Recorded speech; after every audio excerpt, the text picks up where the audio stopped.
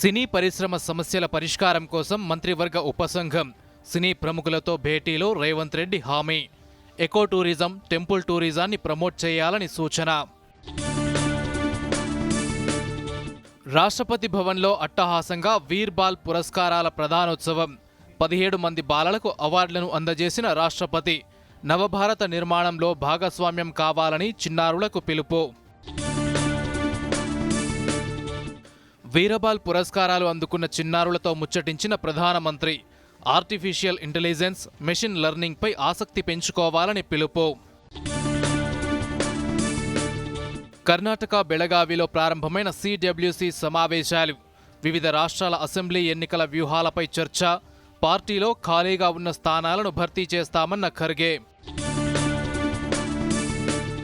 నిబంధనలు ఉల్లంఘించిన విరాట్ కోహ్లీపై ఐసీసీ చర్యలు. మ్యాచ్ ఫీజులో 20% కోత విధించిన ఇంటర్నేషనల్ క్రికెట్ కౌన్సిల్. తెలంగాణను కమ్మేసిన ముసురు. హైదరాబాద్లో పలుచోట్ల భారీ వర్షం. గణనీయంగా తగ్గిన ఉష్ణోగ్రతలు. రేపు కూడా వర్షాలు కురిసే అవకాశం.